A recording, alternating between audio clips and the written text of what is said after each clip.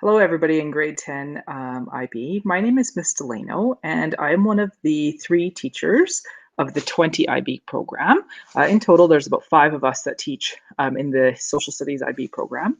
And I'm here today to just talk to you a little bit about what grade 11 IB looks like, so that as you prepare to register for your courses for next year, you have an understanding of what that looks like in social studies. In social studies, we used to teach IB history. Our current grade 12s are our last group of history graduates. This year, we have transitioned from IB history into IB global politics because it fits a lot better with our Alberta curriculum. And so I'm just going to give you a bit of an overview of the global politics class so you know what to expect as you register and going forward. And if you think, oh, this isn't for me, I don't like doing those types of things, then you know ahead of time rather than come next January. I'm just going to share the screen here with you so you can see a little bit of what I'm talking about. So the global politics course itself, okay, is a course that's looking at contemporary geopolitical issues. So we're looking at literally, as the course title says, global politics. Okay, we're not looking at politics within a single nation state, specifically like Canada. It might come up, but it's not the focus. We are looking at geopolitical, global politic issues. And we're doing this across 4 units. Okay? In grade 11, the units that we cover are power, sovereignty, and international relations. That is the largest of the units. And we're looking at, in that unit, looking at international organizations, power structures, how power gets diffused across nations, how different crises influence volume of state power, how nations interact with each other, all of those different types of things. And we look at that in terms of content that IB requires you to know, but then we also have the flexibility to select case studies. So right now, our classes are doing case studies on sovereignty in the South China Sea, this COVID-19 issue in terms of global politics.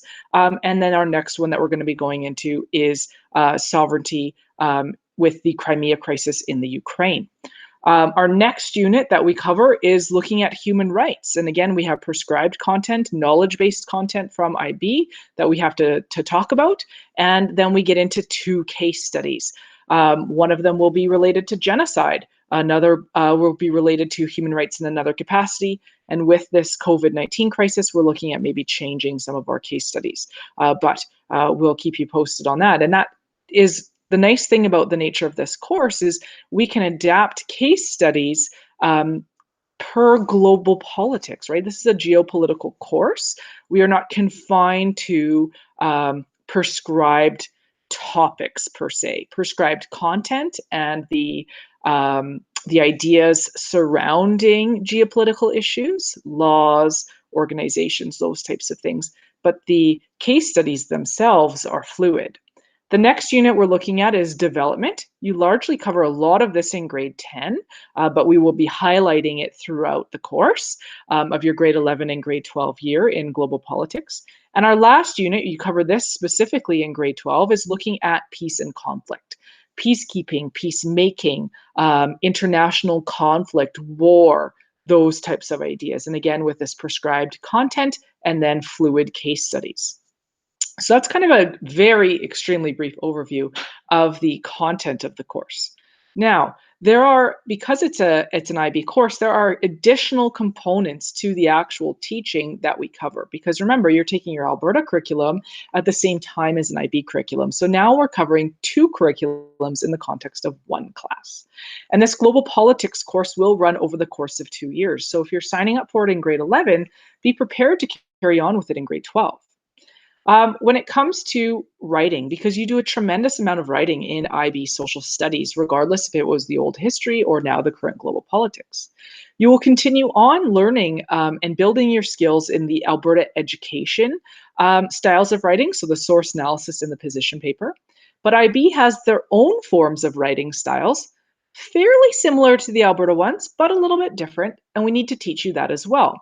So we do 4 different types of writing in IB Global Politics, 2 for Alberta Education and 2 for IB.